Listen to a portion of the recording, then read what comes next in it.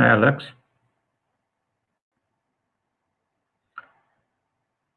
So let's see if someone else joins in this class.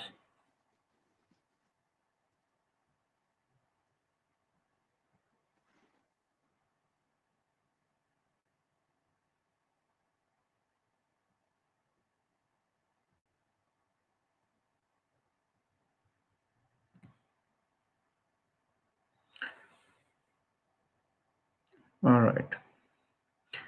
So you were not able to make it to the morning class, right? At 10 o'clock tomorrow. Mhm.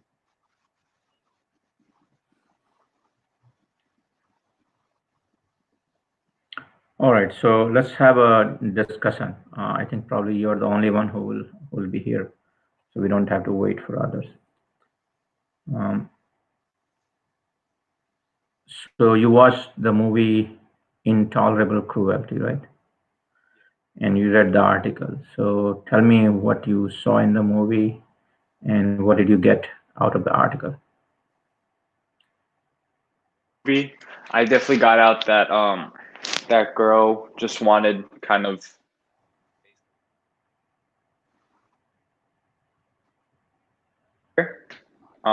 and she's kind of sneaky or not having prenups.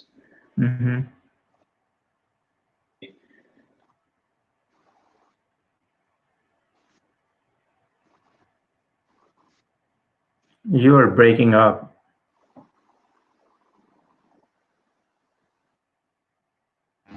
Can you hear me now?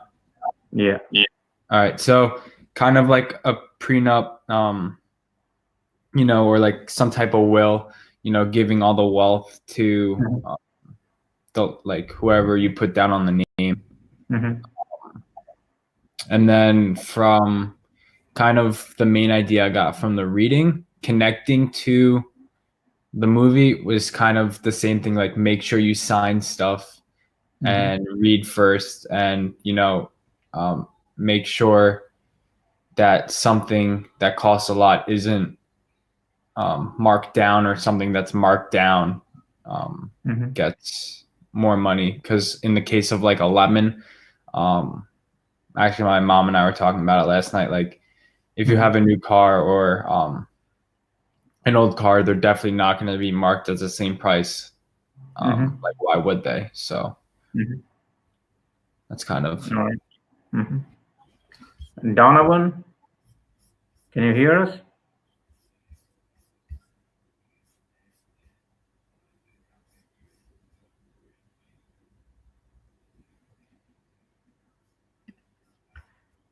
All right. So let's look at the economic concept that is described in the article, right? And it's about asymmetric information. What it means is that information is not available to both parties in the same manner, right? In other words, one party has more information than the other party. Chelsea? Yeah. So information, so any contract you take, right? There are two parties usually. And so one party has more information than the other party. That is the idea here. Some aspects of the contract, some aspects of, some situation underlying that contract is hidden to the other party. Okay. And that's your asymmetric information. So let me give you an example of asymmetric information. Let's say, or we can take the example in the textbook, the lemons market, right? We're looking at that. So let's say you are looking at used cars, all right? So there's just buyer of used car and a seller of used car, right? So let's say they are, going to enter into some kind of contract, right? Who has more information about the condition of the car, the buyer or the seller of the car? The seller. The seller. Seller knows the condition of the car, whether it's a good car or not, whether it's a lemon or a peach, right? So seller has that info. Buyer does not have that information. So when you are buying a used car, you do not have that certainty. You do not know whether the quality of the car is good or not, right? So how do you you know offer a price for it? Let's talk about that. So there are two. So let's say you're looking at a particular car. Let's say it's a Honda Civic 2015 model, right? And if it's in a good condition, if it's a peach, let's say you would be interested in paying $10,000 for it. All right. And if it's lemon, then you are not valuing it more than $5,000. Right. So these are the two cases you have for the same car, same year. But you are the buyer, you don't know whether it's a lemon or a peach, right? Beforehand. So you are saying, okay, there's a 50% chance, let's say, that the car is a peach, right? In that case, I pay $10,000, right? um, and there's a 50% chance the car is a lemon. So in that case, I pay $5,000, right? So what is the expected value of this car to you? What is the average value of the car? I cannot hear you, Alex. Maybe 7,500, somewhere in between 75. 5,000 and 10,000. That's correct. Basically, it's the probability that the car is a peach, which is 50%, right? 0.5 times $10,000 plus probability that the car is a lemon, which is 0.5 as well, right? Times the price of the lemon car, right? $5,000. So basically, you arrive at a valuation of $7,500. Can you see that? Since you are not certain whether the car is a lemon or peach, so you would be at the most willing to pay $7,500, right? You're still taking a chance. You don't know, what you will get, right? But you would not be comfortable paying $10,000 without knowing this car is a peach, right? Unless you are 100% sure you don't want to pay $10,000. So you're minimizing your risk by saying, okay, I'll go all the way to $7,500, but I can't pay you more than that. That's your thinking. Can you see that? Now, if that is the case, what happens then? Let's say you have a car, you are the seller, and you have a peach. You know the value of the car, right? It's a good car, you know. Are you going to sell it to me for $7,500? You can talk about the good qualities the car has, and then in case the car has any flaws, maybe like the seller wouldn't mention it.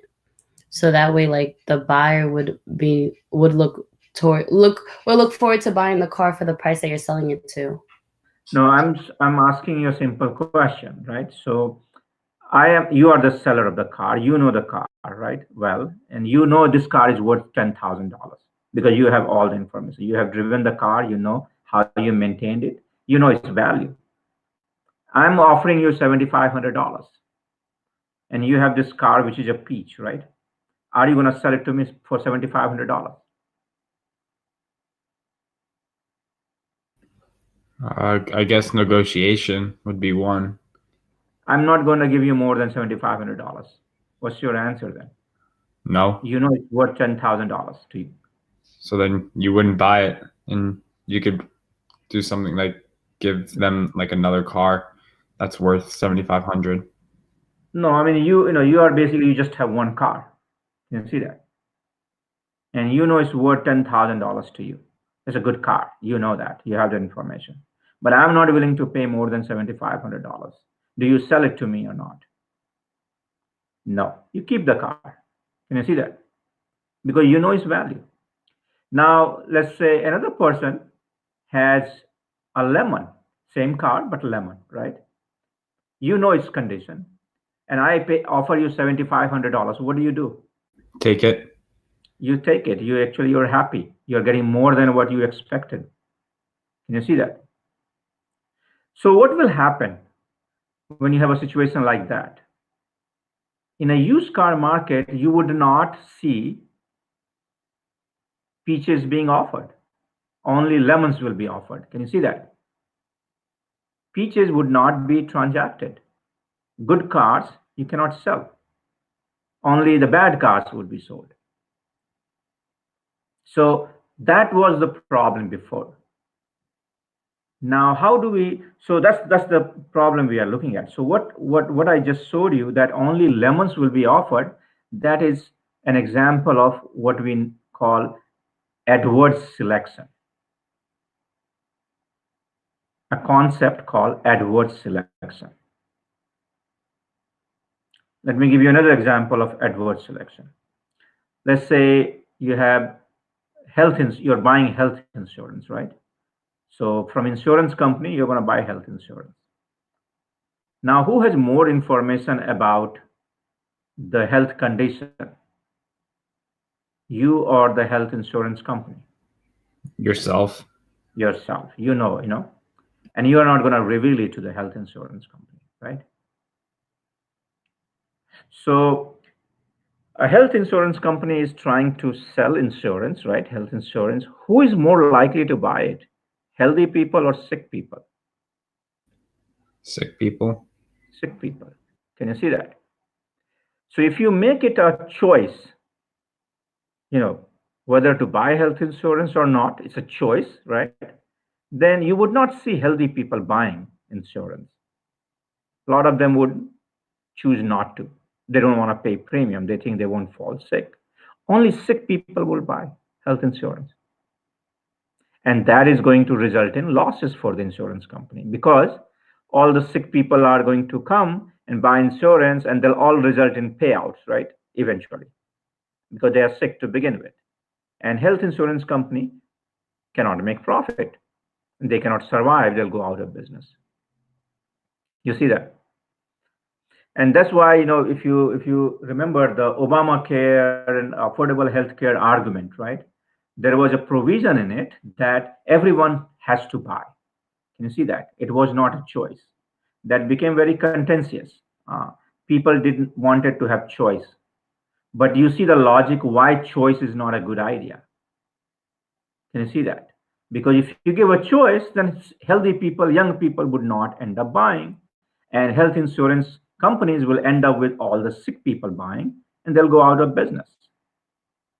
So the idea is that healthy people are subsidizing sick people today, and tomorrow the healthy people will become sick and they'll be subsidized by the next wave of healthy people. That's how insurance works, right? So if you make it a choice, then it's going to be a problem. Insurance companies cannot survive that. So you have to make it mandatory for everyone to buy insurance. So you understand the logic now, why that was the argument at that time. All right, so we understand that. So again, you saw the example of adverse selection. Who is buying insurance? If it's a choice, sick people.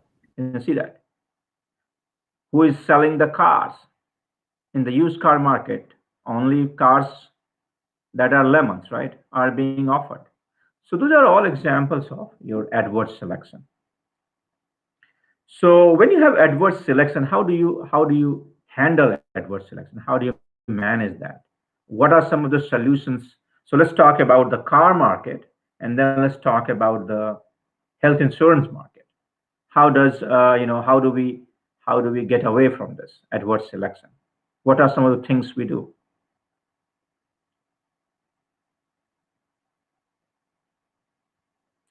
Carfax. What does Carfax do for you? It gives us information on the car that usually the seller doesn't tell us. Like in case it was in an accident, the Carfax will tell you that it was in an accident and what was wrong. So Carfax is a third party, neutral party, right? And what it does for you, whatever information seller is not revealing to you about the condition of the car, you can get that from Carfax by entering VIN number, right? So now, once you enter the VIN number, you pay a small fee. In some cases, also free sometimes. The seller will allow you to check it. And then you can make sure that the car is not a lemon, right? Then you would go ahead and pay $10,000 to this guy. Can you see that? If it's not a lemon. So third party information or certification can help in avoiding adverse selection. Can you see that? So a guy who has a lemon now knows that they cannot bluff around. Can you see that? They have to just sell the car at $5,000. They can't get more than that because most buyers would check the condition of the car independently, right? So from third party, or they can take it to mechanic and ask the mechanic to give a report on the car, right? They will incur a fee, but then you're not paying $2,500 extra for a lemon, right? You know it's a lemon, so you don't have to buy that car. You just made a loss of $50 for inspection or something like that. So that's the way you avoid the adverse selection problem. And in the case of health insurance, what happens? How do we make sure that uh, sick people will buy insurance for sure, right? But how do you make them pay for it? You can introduce co-payment, right? Every time you go to the doctor, you have to pay $30 co-pay fee, right? So you won't be abusing the system then. Can you see that? You can ask them to go for the health screening or adopt healthy lifestyles. You give them, there are a lot of mechanisms, right? You can introduce to minimize this kind of situation.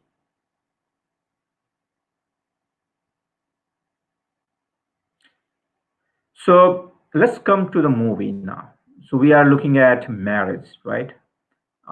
That's the topic here. And marriage is again a contract. If you think of it that way, it's a contract between a man and a woman here, right? In the movie, or uh, so that's what we are going to consider here, a typical marriage. So let's say you are a very very wealthy man or a woman, right? You have a lot of money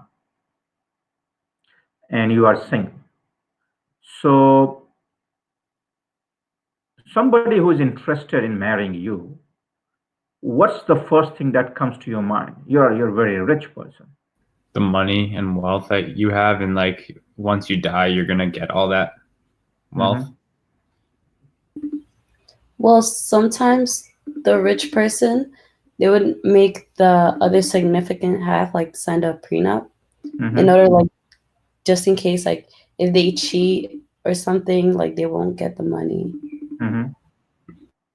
So that's the solution you're talking about. But let's talk about, just without the solution, the first thing that comes to your mind is whether this person who is interested in marrying me is interested in me as a person or is interested in my money, right? That's the first thing that will come to you. Can you see that? You have to be skeptical because a lot of people will just be interested in you because you have a lot of money, man or woman, it doesn't matter, right? So then you need to protect yourself. So that's the example of adverse selection. You're more likely to attract a partner who is interested in your money than you as a person, right? So that will bring, I'm not saying everyone would be like that, but the majority of people who would be attracted to you would be attracted because of the potential of having a lot of money. So you need to safeguard against that, right? And prenup is a good way to protect your financial interests, right? Just to make sure that you are not attracting a person who is just after your money. So let's say you have $100 million, uh, assets. So you're a very wealthy person. So then you say, okay, when before marriage, you have a prenup, and you say, okay, if you divorce me in 10 years or 5 years, you'll just get $1 million from me, right? You sign that prenup. So then you immediately know whether the person is interested in a lot of money or just to be with you. Can you see that? Because if somebody, you knows your worth is $100 million, but you're offering $1 million, so unless that person is very very interested in you, would not be signing that prenup, right? They would be going after a bigger pie here, $50 million, $40 million, something like that, right? So you would know that. So prenup is a good way to safeguard against your financial interest. Um, and that brings us to, once let's say you're married, then what happens after marriage. Again, that brings another issue that's called moral hazard, right? And we have talked about moral hazard in the case of financial plannings before. Moral hazard is now like, take the example of car insurance, right? You have insurance, you can become a risky driver. Can you see that? Because you know that if you get in an accident, your car, gets total, you still get the money from insurance company, right? So that's a irresponsible behavior because you think you are protected. So once you're married, let's say, then again the issue will come up. Person can immediately divorce for money, right? Then how do you protect against that? So that can also be specified in the prenup, right? Okay. So if you divorce within a few years, then you will get this kind of money. If you divorce after 10 years, you will get this kind of money, and things like that. You can incentivize the relationship then, using a prenup, because then you are making sure that the person is committed to you for a longer time and not just there for money. And if money is the thing, then you're basically making it, your incentives are higher the longer you remain in the relationship, right? And you would be surprised. Our president Donald Trump is an expert on that. Um, he has his first marriage cost him a lot of money. First divorce, right? The mother of Ivanka and Trump Jr. and so on. He had to pay a lot of money because there was no prenup. But after that, he became wiser, right? And subsequent marriages, all he signed prenup, including one with the current first lady. And it's clear that there are some things specifically laid out how much money one gets after divorce and things like that. So he became smarter after the first experience, right? And then many people do that because they have so much money, so they need to protect their financial interest. So it becomes kind of a business agreement in many cases. Does that make sense?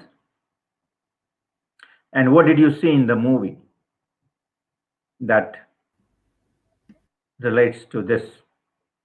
That one, the woman like went through a lot of men just for their wealth Mm-hmm.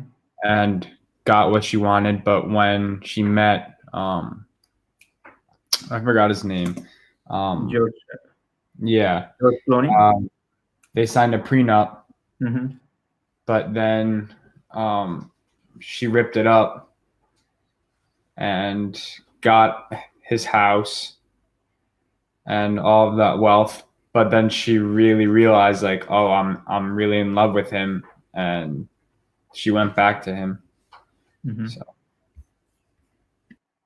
Kelsey? I was gonna say, like, what I learned from the movie is like people nowadays, they all they do, like, I related this to a movie. People nowadays, all they do is like look for like something that another person has that, like, that would benefit them, Mm-hmm. but like later on, like, you don't know if that person can have a certain impact on you where you Mm-hmm. like you forget about what they have. And I guess like that's exactly what happened with her. Like Mm-hmm. she forgot about what he had when like she like really got to like fall in love with him. Mm-hmm. Mm-hmm. All right. So so I think that completes your week 5 material. So you have enough material now to write your paper based on the 2 movies and 2 articles. Um, week 6, you don't have to write any paper. Keep that in mind, right? So I just want you to watch the movie and read the article, right? And I'll tell you when we'll have a discussion about it, right? We can meet for that. Game theory. Um, I'll schedule one class for all of you, and probably that would work because you don't have to write any paper, so there's no deadline or anything to meet. So week 5 is the last paper is due on Monday. Keep that in mind. And I also want you to fill out a survey that I will post under week 6 module, right? A survey about your experience or any feedback you have for the platform, right? As I said, this platform was created and is still being under development, and I want to get all your feedbacks, right? What you need to see here, what could help you, anything that you think, I'll give you a box for that. You can write your suggestions, right, for the platform and general your experience and so on. Rate, your experience, how it can be improved, and what you didn't like on it, and things like that. All right. So look for it sometime next week. I'll create one and get your feedback on it. All right. Any questions, comments? All right. So we are done with this, and come back next week sometime to look for the feedback form, and I'll also tell you when we are going to meet last time. Go I ahead. have a question. Mhm. When are we gonna see, like, before all the grades are like finally done? Like, when can we see like our averages right now? Sure. You know So what what was I will do, I will. You have so far two papers I have emailed you, right? The comments on two papers with grade, right? right? And soon you will have the third and the fourth. So then you will know where you stand. And the fifth one is the last one. As I said, I'm going to drop your lowest essay score, right? So out of Right. five, whichever is your lowest scoring paper, I will drop that. And so the remaining four will be included in calculate. So basically, you can do it yourself. Basically, multiply. Basically, you are going to look at total of four, right? Uh, Four highest scoring papers, right?